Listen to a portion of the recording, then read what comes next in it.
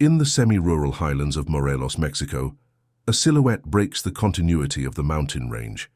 It is not a natural formation, but a man-made scar on the landscape, a sprawling complex of stone, glass, and decaying ambition.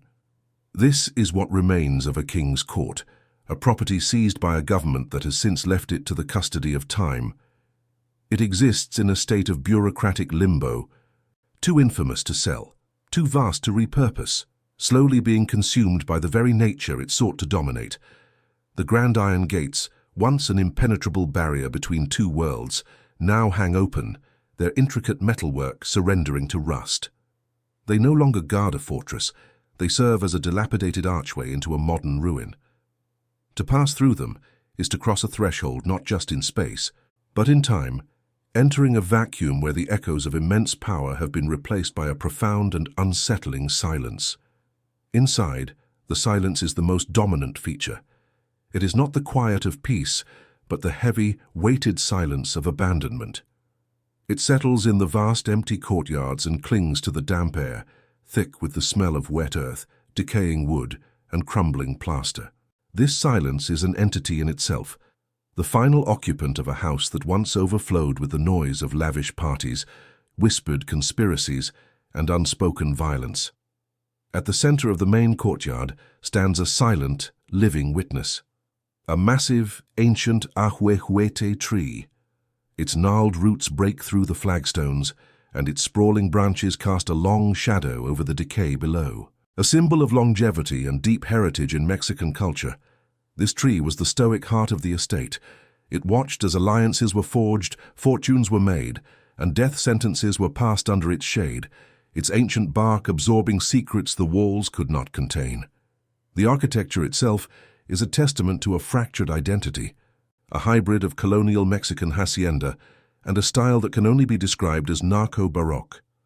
Arches of hewn quarry stone and roofs of terracotta tile fight for dominance against floors of Italian marble and vast floor-to-ceiling panes of bulletproof glass. It is a structure at war with itself, a physical manifestation of a man caught between a desire for historical legitimacy and the brutal reality of his own illicit power.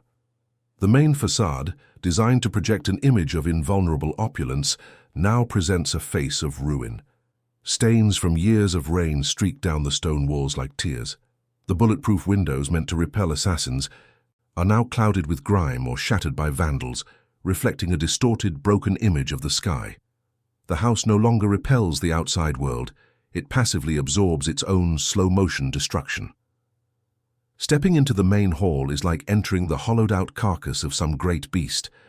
Dust motes drift through isolated shafts of sunlight, illuminating a space built for spectacle, now governed by emptiness. The cold of the marble floor seeps through the soles of one's shoes, a surface once polished to a mirror shine, now veiled in a fine layer of dirt and debris. The room was a theater for power, and its stage is now dark. Faint traces of its former life remain, like archaeological artifacts of a fallen civilization. The tarnished gilt of a light fixture, hanging precariously from the ceiling, a shred of rotting silk from a curtain, the faded outline of a grand Persian rug on the floor. These are the ghosts of luxury, objects stripped of their purpose and value, reminders that even the most expensive materials are subject to the same laws of decay. Outside, the carefully designed paradise has run wild.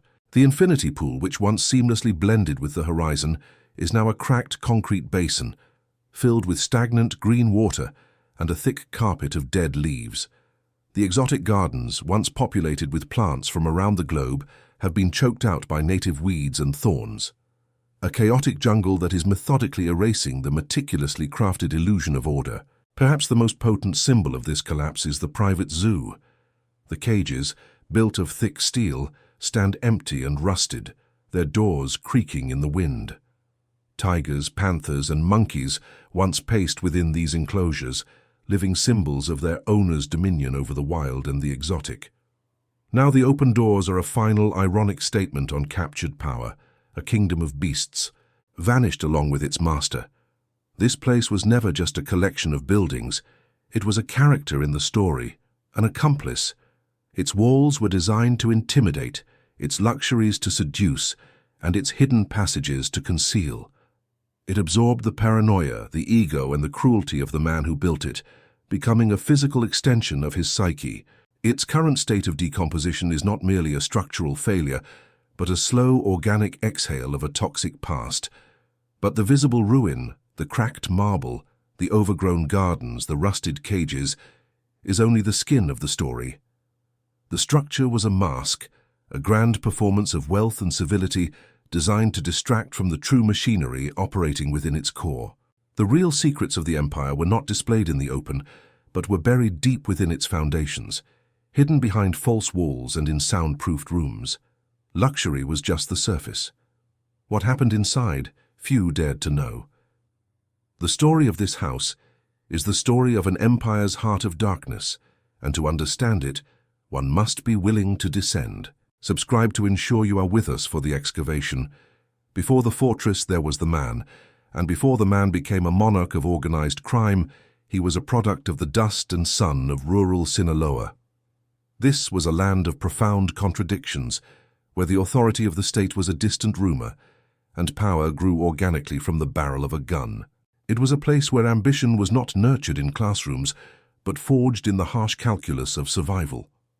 To understand the palace of stone and glass in Morelos, one must first understand the earth from which its architect sprang, an earth that promised little and forgave less. His origins were not merely humble, they were an identity to be violently shed. The narrative of Arturo Beltrán-Leyva begins in a world devoid of the opulence he would later command. It was a life defined by limitations, by the horizons of a village and the constraints of poverty. This formative scarcity would become the psychological engine of his life, creating a void so immense that it could only be filled with the most extreme and ostentatious displays of wealth. The mansion was not conceived as a home, but as a retroactive erasure of a past he despised.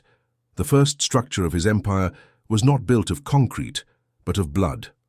The Beltrán-Leyva clan was a tightly woven unit, a brotherhood that provided the initial framework of loyalty and force. In the atomized, treacherous world of the Sinaloan Sierras, family was the only reliable institution, the first line of defense and the primary instrument of expansion.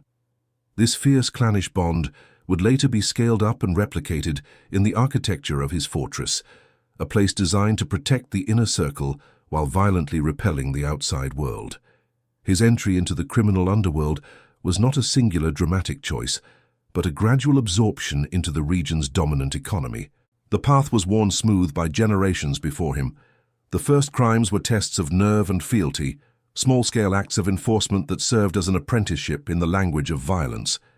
He learned early that fear was a more stable currency than the peso, and that a reputation for ruthlessness was the most valuable asset one could possess. The moral tipping point, if one ever truly existed, was crossed without ceremony. It was likely an act of unremarkable brutality in service of a greater power, a debt collected, a rival eliminated. In that moment, he would have discovered not remorse, but a profound sense of efficacy. He saw that violence worked. It simplified complex problems, clarified hierarchies, and accelerated ambition. This discovery was the true cornerstone of his future empire, the principle upon which every wall of his mansion would eventually be built. As an enforcer for the ascendant Sinaloa cartel, he was a student in the University of Power. He observed how leaders commanded not just obedience, but an almost spiritual devotion. He watched them operate from their own fortified ranches, compounds that were both command centers and dynastic seats. He saw how architecture could be weaponized, how a high wall or an imposing gate could project an aura of invincibility. An idea began to germinate. He would not merely serve in another man's court, he would build his own. Unlike his contemporaries who often sought the shadows, Arturo craved the spotlight. His ambition was fundamentally theatrical. He did not want wealth that had to be hidden. He wanted a power so undeniable it could be publicly performed. This desire for recognition, for a status that transcended the grubby realities of his trade, set him apart. He was not content to be a rich criminal. He aspired to be a form of royalty, and every king requires a castle. The psychological blueprint for the Morelos ranch was therefore drawn long before the first stone was laid. It was a design born of deep-seated insecurity and an insatiable hunger for legitimacy. The structure would need to be a hybrid, a physical manifestation of his fractured identity. It would have the bones of a traditional Mexican hacienda to project a sense of history and landed nobility, but it would be armored with the brutalist necessities of a modern warlord: bulletproof glass, watchtowers, and hidden passages. The choice of location in Morelos was the first strategic execution of this vision. It was a state with a long history as a weekend sanctuary for Mexico's elite, a place whose lush hillsides connoted old money and political influence. By planting his flag here, so close to the nation's capital, he was making a brazen statement of intent. He was not hiding in the remote mountains of Sinaloa. He was inserting himself into the very heart of the country's power structure. The acquisition of the land itself was an act of conquest. It was a vast tract of hillside, cleared and claimed not through deeds and titles, but through the sheer force of his growing influence. This initial act of carving his domain out of the landscape was a metaphor for his life's project. To take a raw, untamed piece of the world and impose his will upon it, shaping it into a reflection of his own authority. The empty canvas awaited its master. At the center of this cleared land stood a silent ancient witness, a massive ahuehuete tree. Instead of felling it, Arturo made a decision of profound symbolic weight. He would build his fortress around it, making the tree the heart of his main courtyard. In doing so, he was attempting to co-opt its power, to graft his violent new money dynasty onto a symbol of ancient organic legitimacy. The tree would be his silent, rooted courtier, lending an undeserved sense of permanence to his fleeting reign. The first phase of construction mirrored his ascent as the feared armed wing of the Sinaloa Cartel. The main house began to rise, its form defined by thick walls of quarry stone and imposing archways. The materials were chosen for their psychological impact, to convey weight, history, and impenetrability. This was not the light, airy architecture of leisure. It was the construction of a bastion, a place designed to withstand a siege from its very inception. From the outset, the design held the dualities of its owner's personality. Expansive terraces and open-air courtyards were planned for lavish parties, spaces designed to showcase his charisma and magnanimity. Simultaneously, the blueprints included subterranean levels and windowless rooms whose purposes were never explicitly stated. The house was being built to accommodate both the generous host and the cold-blooded executioner, a stage for both spectacle and slaughter. The very foundations of the property were consecrated in the currency of the empire. Before the marble floors were laid, the grounds became a functional outpost. It is said that early negotiations with corrupt officials and the disciplined interrogations of captured rivals took place amidst the noise and dust of construction. The land, therefore, absorbed the secrets and sins of the enterprise from its first day. Its soil mixed not just with cement, but with the quiet terror that financed it. As his power grew, so did the scope of the project. The initial plan for a large house ballooned into a vision for a self-contained kingdom. Guest villas, stables for thoroughbred horses, and the deep basin of an infinity pool were added to the plans. Arturo obsessed over every detail, demanding the finest materials and overseeing the work with a micromanager's intensity. The mansion was ceasing to be a building and was becoming a living organism, a direct extension of his expanding ego. Thus, the structure taking shape on the Morelos hillside was already more than a home. It was a monument to a man at war with the memory of his own insignificance. Its unfinished walls, stark against the mountain sky, cast a long and ominous shadow over the valley below. This was not the construction of a sanctuary, but the forging of a weapon and a throne, a place whose very existence was a declaration that a new and terrible power had arrived. The first truckloads of quarry stone that rumbled up the Morelos hillside coincided with the consolidation of cocaine routes through the Pacific. As Arturo Beltrán-Leyva cemented his control over the port of Acapulco, turning it into a private logistical hub, the foundations of his fortress were being poured. The money, raw and immense, was transmuted directly into concrete and steel, a laundering process that was as much psychological as it was financial. The structure was being built not with a mortgage but with the untraceable profits of a continental narcotics network. In these early stages, the design was one of brutalist strength. The main house rose with the solidity of a provincial garrison, its walls thick, its archways deep and shadowed. This architecture mirrored Arturo's role at the time, the feared and respected armed wing of the Sinaloa Federation. He was not yet the king, but the king's most formidable general. The house was therefore an expression of functional power, designed to project impenetrability and command respect, not yet the elaborate stage for a monarch's vanity. The labor itself was a microcosm of his operational style. Crews worked around the clock under the silent watch of armed guards. The project was insulated from the outside world, exempt from permits, inspections, and regulations.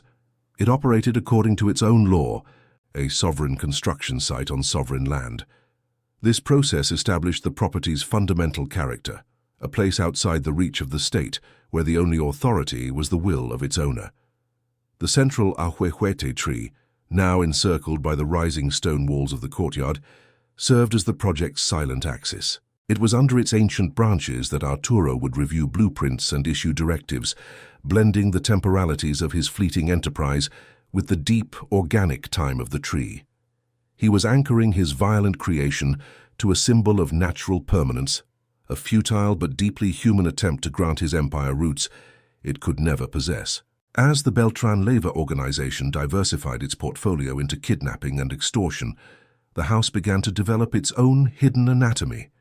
While the grand facade was being erected, subterranean levels were being excavated. These spaces did not appear on any official plans. They were windowless, soundproof chambers, their purpose unspoken but understood.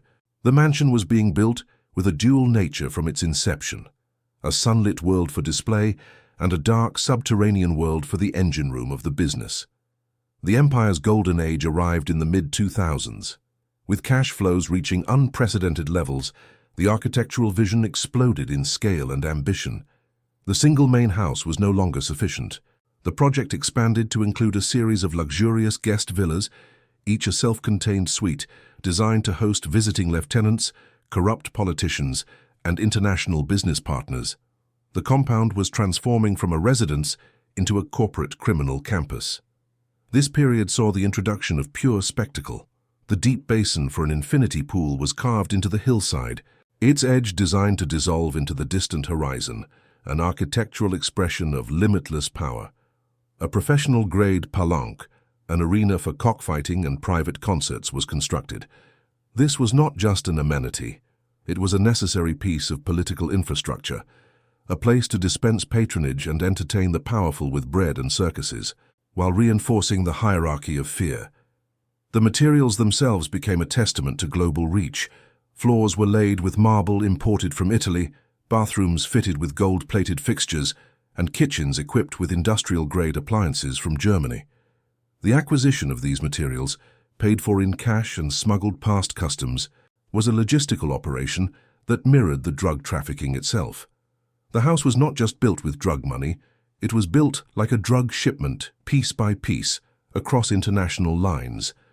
The interior design was a performance of cultivated taste, a deliberate attempt to cloak the brutal origins of the wealth in a veneer of old-world legitimacy. Antique furniture, Persian rugs, and commissioned artworks filled the halls.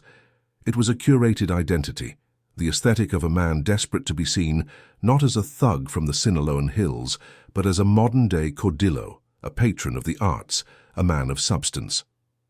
The house became his primary instrument in this war of perception. The parties became legendary, marathon events that blurred the lines between social gathering and strategic summit. Under the lights of the grand courtyard, Mexico's most famous musicians would perform for an audience of cartel operators, federal police commanders, and local mayors. In these moments, the mansion fulfilled its purpose as a stage, a neutral ground where the underworld and the upper world could mingle, their symbiosis consecrated in champagne and mutual interest. Then came the fracture. The 2008 arrest of his brother, Alfredo, was an event that cracked the foundation of Arturo's world. He saw it as the ultimate betrayal, an act orchestrated by his partners within the Sinaloa Federation. This singular event transformed his psychology, plunging him into a state of profound and violent paranoia. The betrayal did not just start a war on the streets, it triggered an immediate and drastic shift in the architecture of his sanctuary. The mansion, once a symbol of confident, outward-facing power, began to turn in on itself. Construction crews returned, not to add wings of luxury, but to install layers of armor.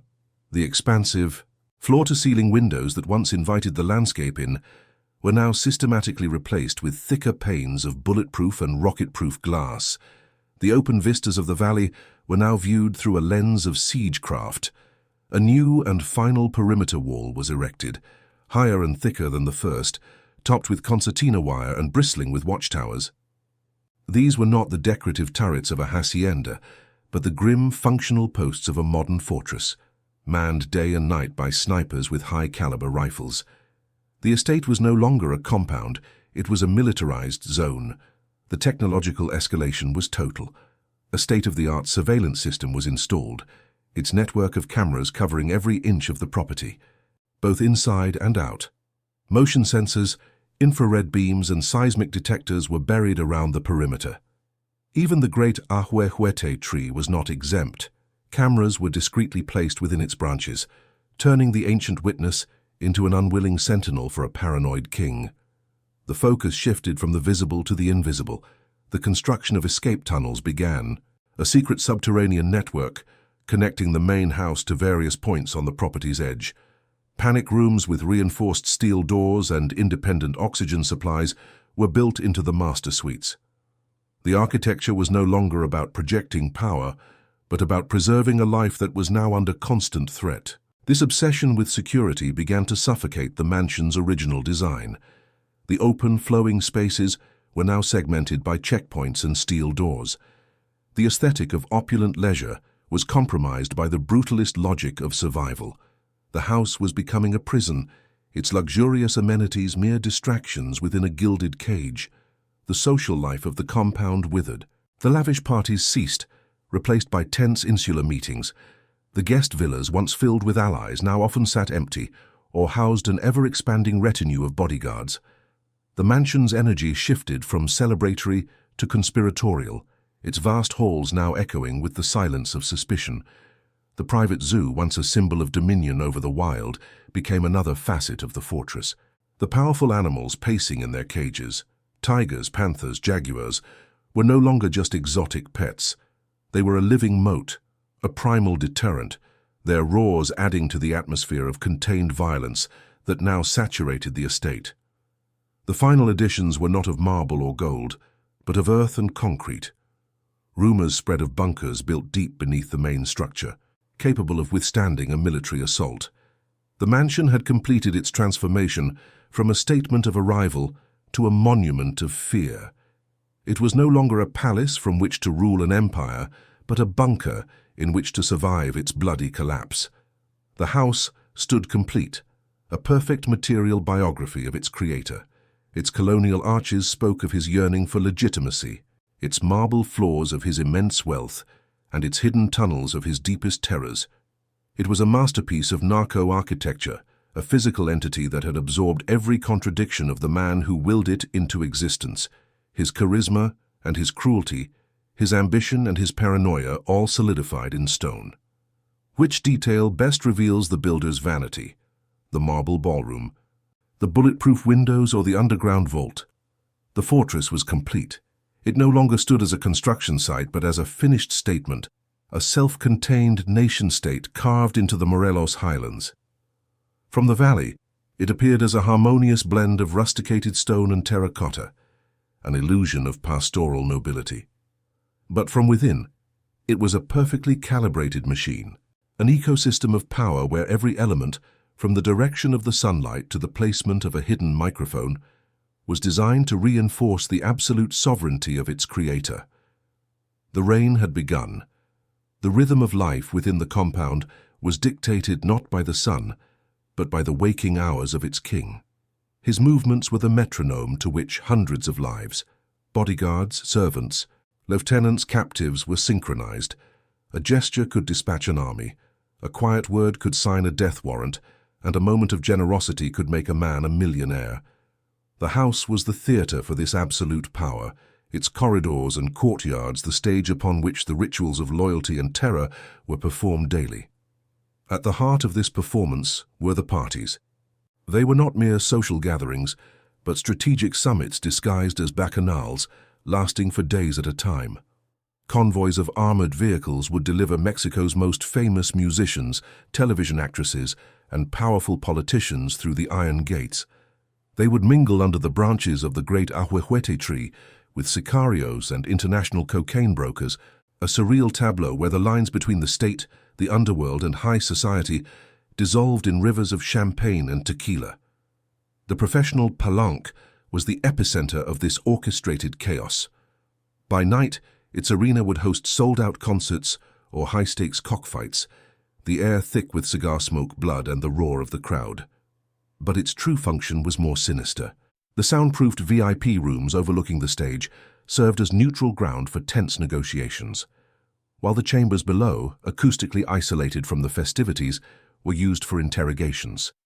The cheers for a beloved singer effectively masked the sounds of an empire's brutal maintenance work. The private zoo was the ultimate expression of dominion. Tigers, jaguars, and panthers paced in immaculate oversized enclosures, their primal power captured and put on display.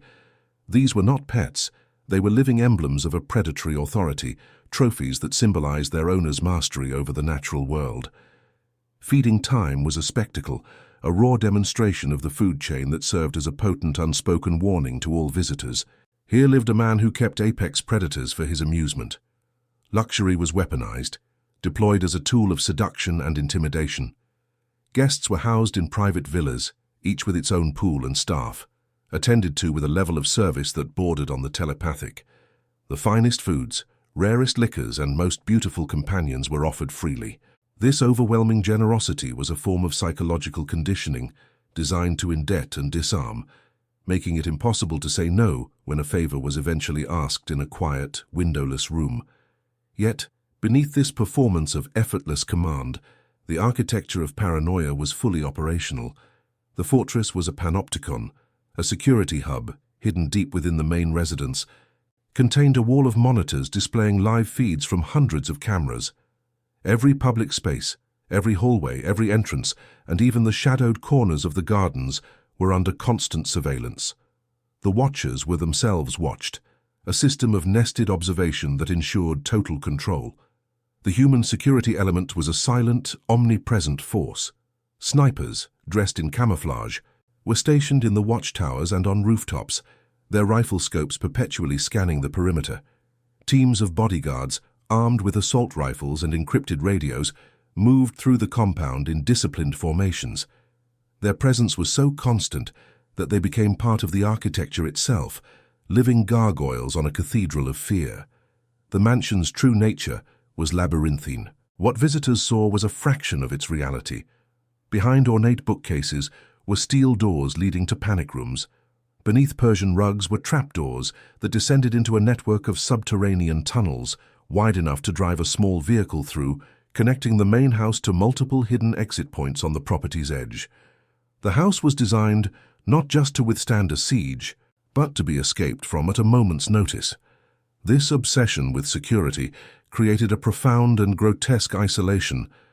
The bulletproof glass, several inches thick, did more than stop projectiles. It muted the outside world, creating a hermetic seal. The sounds of birds or the distant rumble of a storm were filtered out, replaced by the constant, low hum of the air conditioning and surveillance equipment. The owner lived within a bubble of his own making, insulated from the very world he sought to dominate. The great ahuehuete tree, the intended symbol of ancient roots, became a co-conspirator in this regime of suspicion.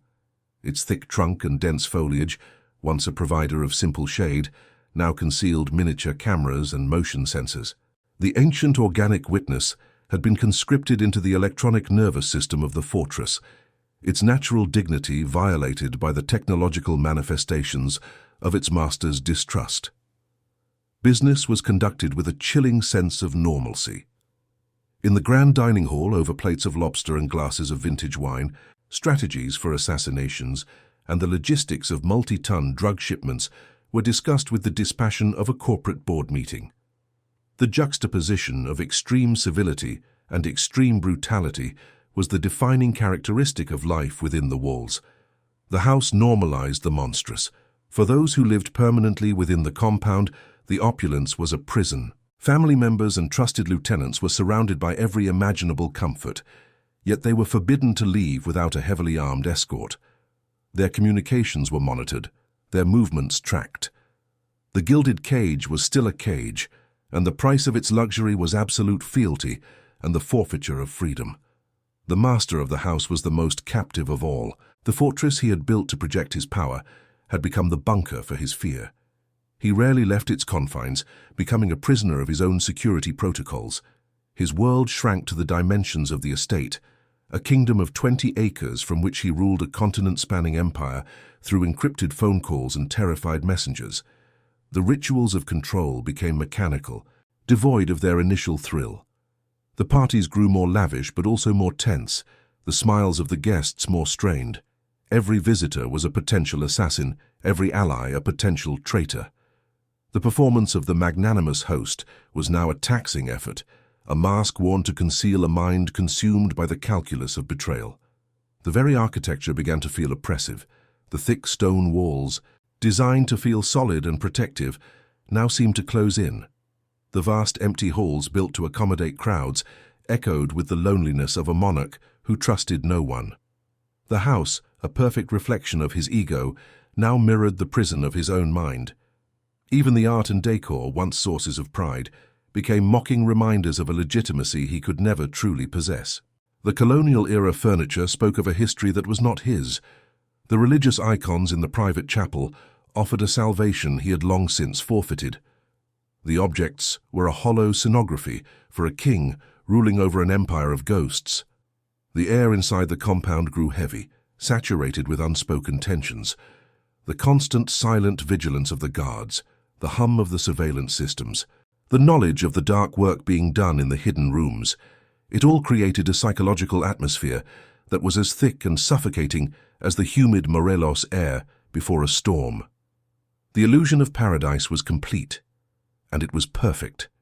The gardens were immaculate, the pools were crystal clear, and the sound of exotic birds filled the air. But it was a sterile, artificial perfection. It was the beauty of a terrarium, a meticulously crafted environment that could only be sustained through immense effort and total isolation from the outside world. From the infinity pool's edge, the king could look out over the valley he controlled, a modern-day emperor surveying his domain. The view was panoramic, unobstructed, absolute. He was at the apex of his power, the master of a universe he had willed into being. He was, by all appearances, invincible, but the fortress was designed to repel threats from the outside. The true danger was already inside, germinating within the mind of its creator. The structure could withstand a military assault, but it offered no defense against the corrosive acid of its own internal contradictions. The house had become a flawless psychological bunker, a theater of dominance and a maximum security prison, all at once. It was a monument to a man who had conquered the world, but lost himself. The reign was absolute, but the throne, set in the heart of this magnificent and terrible creation, was the loneliest place on earth. The first sign of decay was not a betrayal, but a watermark. It appeared on the ceiling of the grand ballroom, a faint amoeba-shaped stain on the Venetian plaster, directly beneath the master suite's opulent bathroom. Plumbers were summoned, pipes were checked, and seals were replaced, but the stain, once painted over, would inevitably return. A persistent organic blush that defied the mansion's sterile perfection. It was a small, quiet rebellion of the house against itself, a secret dampness seeping down from the king's private chambers. The first crack in the wall of silence was a whisper from the outside. A journalist in Mexico City, working on a long-form piece about systemic corruption, began to notice a pattern, a series of seemingly unrelated events: the promotion of a police commander with a questionable record, the assassination of a mid-level prosecutor, the sudden bankruptcy of a rival transport company, all seemed to orbit a gravitational center he could not yet see. He had no name and no location, only the faint outline of an invisible hand reshaping the nation's underworld. Within the fortress, the first tremor of dissent came from blood. Carlos Beltrán-Leyva, the youngest brother, watched Arturo's paranoia curdle into a self-destructive obsession. During a tense meeting in the cigar lounge, surrounded by Spanish leather and taxidermied hunting trophies, Carlos argued for de-escalation in the war against Sinaloa. He spoke of strategic patience, of preserving the business. Arturo listened with a chilling stillness, his gaze fixed on his brother, and replied that empires were not built on patience but on fear. The silence that followed was heavier than any spoken threat. The great ahuehuete tree, the ancient heart of the compound, was the next to be violated. Convinced that even the birds in its branches could be spies, Arturo ordered the installation of a new array of microcameras and listening devices, their wires snaking discreetly up the gnarled bark. The act felt like a desecration to the older staff, a sign that the master's distrust had become so profound it now extended to nature itself. The tree, which had stood for centuries, now seemed to stoop, its leaves carrying a less vibrant shade of green. A tremor also ran through the financial architecture of the empire. A junior accountant, working under immense pressure, made a single clerical error in a complex web of wire transfers designed to launder millions through European art auctions. The mistake triggered an automated flag in a German bank's compliance system. The error was quickly rectified, the alarm silenced, but for a brief moment a single beam of unwanted light had penetrated the deep, dark machinery of the enterprise. The political armor began to thin. A state governor who had long been on the Beltrán-Leyva payroll suddenly became distant. Facing a federal audit of his own administration, he could no longer afford the association. He stopped answering encrypted calls and politely declined invitations to the ranch. It was not an act of betrayal, but of self-preservation, a quiet and orderly retreat from a man he now considered radioactive. The wall of impunity had lost one of its most important bricks. The house itself continued its slow, physical protest. The infinity pool, a marvel of engineering designed to create an illusion of boundless water merging with the sky, developed a near-invisible fracture in its concrete basin. A steady, silent trickle of water began to seep from its foundation, charting a dark, damp path down the manicured hillside. The symbol of limitless power was leaking, bleeding its essence back into the untamed earth it sought to dominate. Even the curated world of the private zoo began to fray. A black jaguar, one of Arturo's favorite animals, grew listless. It refused its food, pacing its enclosure with a slow grinding pattern, its magnificent coat losing its sheen. The veterinarians were baffled. It was as if the animal had absorbed the psychological toxins of the compound, a predator consumed by the anxieties of its gilded cage, its sickness a mirror to the growing malaise of its master. The cracks of distrust spiderwebbed through the family. Arturo's wife, accustomed to the gilded isolation, began to notice a new, colder vigilance in her personal bodyguards. She found a listening device disguised as a smoke detector in her dressing room. The discovery was not met with outrage, but with a weary resignation. She understood that in this kingdom there were no queens, only prisoners of varying privilege. The fortress was now watching its own. Far away, in the sterile, climate-controlled offices of the Drug Enforcement Administration in Virginia, Arturo's name moved to the top of a list. Analysts, using signals intelligence and human sources, began to map the architecture of his organization with new clarity. The German bank flag, though minor, had corroborated other data streams. The American gaze, methodical and patient, was now focusing with unnerving precision on the highlands of Morelos. The journalist in Mexico City finally got a lead. An anonymous source, a disgraced official seeking revenge, spoke of marathon parties at a fortress-like estate near Cuernavaca, a place where the country's most powerful figures went to pay tribute to a man known only as the boss of bosses. The source could not provide an exact address, only a description of a property so vast it had its own private zoo and a giant, ancient tree in its main courtyard. The hunt for the palace had begun. The sounds of the mansion began to change. The boisterous noise of the fiestas was replaced by a more subdued, tense atmosphere. The music was still loud, but it failed to conceal the strained conversations and the long-waited silences. The laughter felt brittle, the smiles of the guests like masks worn for the benefit of the omnipresent security cameras. The house, once a theater of celebration, was becoming a stage for a slow-burning psychological thriller. A captured sicario under intense interrogation by the Mexican Marines broke a piece of the code. Terrified but unwilling to betray Arturo directly, he spoke of the palenque. He described the cockfights, the famous singers, the endless flow of champagne. But he also mentioned the rooms below the arena, places where men were taken but from which they never returned. For the first time, investigators had a confirmed piece of the compound's internal geography, a glimpse into the slaughterhouse beneath the stage. The air grew thick with a modern form of ghost story. Servants began to trade rumors about the surveillance system, claiming it had a life of its own. They spoke of cameras panning to follow them in empty hallways, and of hearing whispers through the intercom system when no one was on the line. The technological panopticon was becoming a source of superstitious dread, its electronic eyes seen as malevolent and all-knowing. The financial leak had consequences. The German bank's quiet alert was shared with international financial intelligence units. A number of shell corporations, seemingly legitimate businesses in the Cayman Islands and Panama, were placed on a watch list. The arteries that moved the empire's money around the globe began to constrict, forcing operators to use older, riskier methods of transport, bulk cash shipments that were far more vulnerable to seizure. One of Arturo's many lovers, an actress whose career had been financed by his patronage, decided she had seen enough. After witnessing a subordinate being brutally punished for a minor infraction, her affection curdled into fear. From a public payphone in a distant city, she placed an anonymous call to the journalist. She did not give her name, but she gave him the name of the road, and she confirmed the rumor of the ancient tree, describing how its branches shaded a courtyard of blood-colored quarrystone. The physical decay accelerated.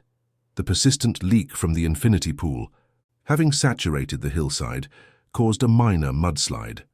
A section of the lower terraced garden, with its rare orchids and exotic ferns, collapsed, leaving a raw, ugly scar of exposed earth and tangled roots. The meticulously crafted illusion of paradise was being physically torn open, revealing the unstable ground upon which it was built. Arturo felt the world shrinking around him. He sensed the betrayals before they happened, smelled the fear and duplicity in the air. His response was to retreat deeper into the fortress and into himself.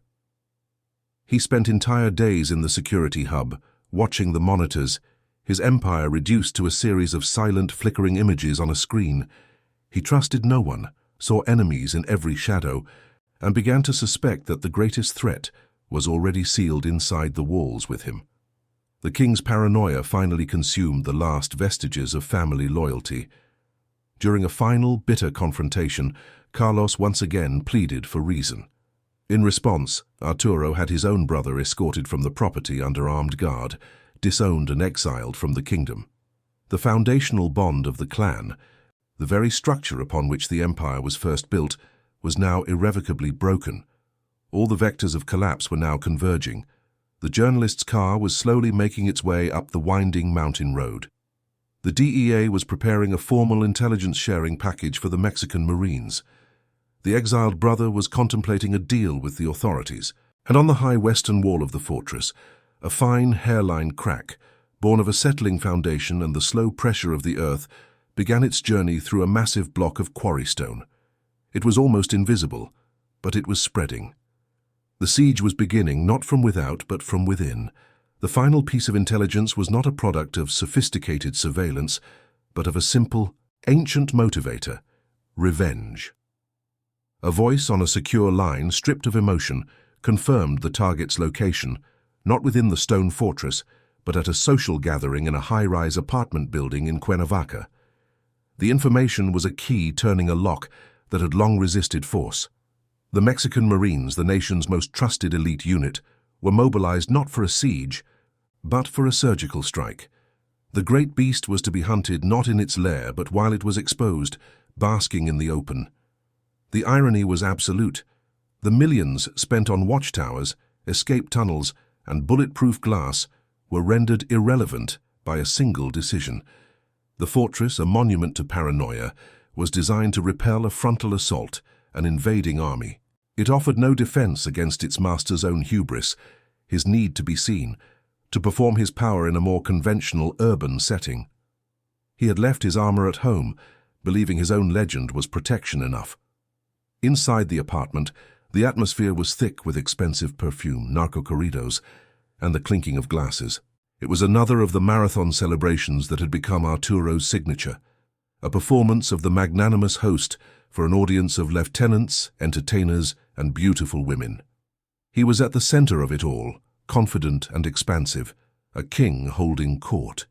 He was so insulated by his own power that he could no longer conceive of a world in which it could be challenged so directly, so imminently. The first sound of the new reality was not a gunshot, but the percussive thud of helicopter blades beating the night air. It was a sound that cut through the music, a military rhythm that silenced all others. For a moment, there was confusion, then the dawning realization that the perimeter had been breached. The party was over. 200 Marines were rappelling from the sky and storming the stairwells, a vertical envelopment that sealed the building completely. The ensuing firefight was a brief, brutal affair. The apartment, with its panoramic city views and designer furniture, was transformed into a kill box. The cartel's bodyguards, formidable on the street, were tactically outmaneuvered in the enclosed space.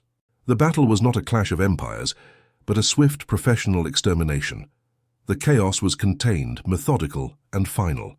Arturo Beltrán-Leyva died there, far from his throne room, his body left on the floor of a blood-spattered luxury condominium. The state, in a final act of psychological warfare, allowed photographs to be taken.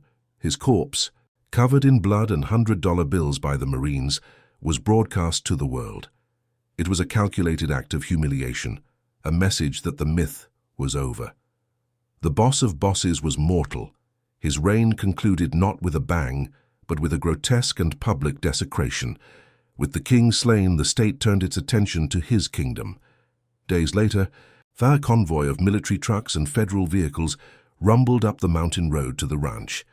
There was no resistance. The snipers had vanished from the watchtowers. The guards had melted back into the hillsides. The great iron gates, designed to withstand a battering ram, were opened with the quiet, bureaucratic authority of a search warrant.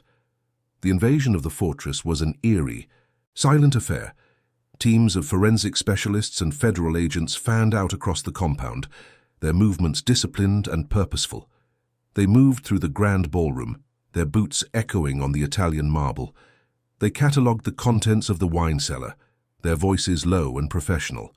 The house, once a sovereign entity, was now a piece of evidence, its privacy and power revoked by the state it had so long defied. The systematic dismantling of the illusion began. The house was turned inside out, its secrets exhumed with cold efficiency. Paintings were lifted from the walls, not for their artistic value, but to be scanned for hidden compartments behind them. The priceless Persian rugs were rolled up and hauled away, revealing sections of the floor that sounded hollow to the practiced ear of the investigators. The search for the hidden anatomy was relentless. Sledgehammers echoed through the halls as agents broke through false walls in the master closets and service corridors. Behind the custom cedar paneling, they found not wine or linens, but racks of gold-plated assault rifles, crates of grenades, and stacks of plastic-wrapped cash. The house began to confess its darkest truths. In the soundproofed office, a massive mahogany desk was pried open to reveal a hidden compartment containing not just pistols, but a collection of ledgers.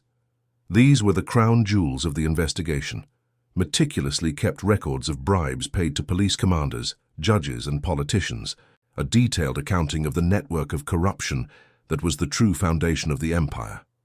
The floors of the stables were next. Acting on informant tips, agents brought in jackhammers, their brutal noise shattering the pastoral quiet. Beneath the packed earth and concrete, they unearthed sealed plastic drums. Inside were millions of dollars in vacuum-sealed bundles, a subterranean bank meant to finance a war that its owner would never get to fight. The personal effects of the king were inventoried with the same dispassionate rigor. The closets filled with designer suits, the hundreds of pairs of exotic skin boots, the jewel-encrusted watches. Each item was photographed, tagged, and boxed. The symbols of a carefully constructed identity were reduced to line items on a seizure form, the material culture of a fallen monarch. The living symbols of power met a similar fate. Veterinarians from the Federal Environmental Agency arrived to deal with the private zoo. The tigers, panthers, and monkeys pacing nervously in their enclosures were tranquilized with dart guns. Their limp, magnificent bodies were loaded into transport cages, their bewildered roars fading as the trucks carried them away. The captured predators were once again captives, this time of the state. Throughout the multi-day operation, the great ahuehuete tree stood as the sole silent witness. Its ancient branches, which had once shaded the plotting of a king, now cast their shadows over federal agents in tactical gear. It watched as the entire material reality of the empire was catalogued and carted away, a final, quiet observer to the stripping of the altars. When the agents were finished, the house was a hollowed shell. The rooms were empty, the walls scarred where safes had been cut out, the floors covered in a fine dust of plaster and broken dreams. The opulence had been surgically removed, leaving behind only the vast, empty architecture of ambition. The soul of the place had been seized as evidence. The last federal vehicle departed, and the gates were sealed with a heavy chain and a government padlock. A new kind of silence descended upon the property, a sterile, profound quiet that was no longer pregnant with paranoia, but barren with finality. The fortress had not been conquered in battle. It had been dismantled by accountants and clerks. It was no longer a palace, but a crime scene awaiting the slow judgment of time. So where does power truly reside? In concrete, or in what survives its fall? Subscribe to follow the final chapter of this autopsy, as we explore the slow decay of a kingdom left to the custody of ghosts. The government left as quietly as it came. The heavy chain and padlock on the main gate were the final bureaucratic punctuation marks on a story written in blood and paranoia. The fortress was now an asset of the state, a piece of seized property too infamous to sell, too vast to repurpose, too toxic to touch. It entered a state of legal purgatory, abandoned not to a siege but to the slow, methodical custody of time, wind, and rain. Its new warden was indifference. The decay began not as a collapse, but as a slow, quiet unraveling. Treasure hunters, drawn by legends of buried millions, were the first to breach the perimeter, their crude excavations leaving ugly scars on the manicured lawns. Vandals followed, shattering the remaining panes of bulletproof glass not with bullets, but with simple rocks, their petty acts of destruction a final democratic insult to a power that had once seemed absolute. The house, built to repel an army, offered no defense against neglect. The silence that reclaimed the compound was of a different quality now. It was no longer the tense, charged silence of a king's court, but the hollow, echoing silence of a tomb. The air, once thick with cigar smoke and expensive perfume, now carried the scent of wet plaster, rotting wood, and the damp, earthy smell of reclamation. It was the smell of a kingdom returning to the soil from which it was so violently carved. The symbols of limitless power became the most potent emblems of its ruin. The infinity pool, its basin cracked by the shifting earth, is now a stagnant pond of green water, a breeding ground for insects. The grand ballroom, where alliances were toasted over vintage champagne, is a cavern of echoes, its Italian marble floors veiled in a fine silt of dust and fallen leaves that drift in through the broken windows. The stage is dark, its audience long gone. The empty cages of the private zoo stand as the ultimate monument to this collapse. Their thick steel bars, once containing the primal power of captured predators, are now surrendering to rust, their doors creaking open and shut in the wind. They are a final, ironic statement on dominion. A kingdom of beasts vanished along with their master, leaving behind only the architecture of their captivity. Arturo Beltrán-Leyva remains where he fell, a figure frozen in the amber of his own violent history. His reign did not end in a blaze of glory within his fortress walls, but on the cold floor of a stranger's apartment. The infamous photographs of his corpse, a grotesque tableau of blood and money, served as the empire's official death certificate. He is not a missing legend or a forgotten prisoner. He is a confirmed casualty of the world he created, his ghost tethered not to his palace, but to the brutal image of his end. The mansion itself has passed into folklore, a haunted place on a hill. Locals trade stories of ghostly lights in the watchtowers and the faint sound of music carried on the night wind. It is no longer a physical threat, but a psychological landmark, a permanent scar on the collective memory of the region, its name spoken in whispers as a cautionary tale about ambition that flies too close to the sun. At the center of the decaying courtyard, the great ahuehuete tree continues its silent centuries-long existence. Its gnarled roots, stronger than the ambitions of men, have begun to break through the flagstones. Its sprawling branches cast a cool, indifferent shadow over the rotting carcass of the empire that once sought to co-opt its legitimacy. The tree has watched the king rise and fall, and it remains, an impassive, organic witness to the fleeting nature of the storm that passed beneath it. In its ruin, the house offers a final, unvarnished truth. The bulletproof glass, now shattered, reveals the fragility it was meant to deny. The secret tunnels, now exposed by landslides, confess the fear that burrowed beneath the surface of power. The structure, no longer performing its role as a theater of dominance, has become an honest skeleton, its exposed bones telling a more profound story of hubris and decay than its opulent facade ever could. The fortress was conceived as a monument to permanence, a dynasty carved in stone, an armor against the insignificance of its builder's origins. Every block of quarry stone, every pane of armored glass, was a denial of mortality. Yet in the end, the structure's slow dissolution is the final, mocking answer to that ambition. It has become a monument not to power, but to its inevitable erosion. Its decaying silhouette, a man-made scar on the mountain, no longer speaks of a king's authority.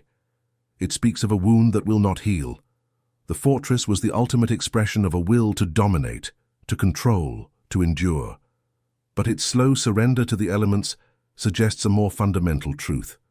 Perhaps what we build says less about our power than about our fear of being erased. If stories like this make you see power from a different angle, subscribe to follow other downfalls as astonishing as this one.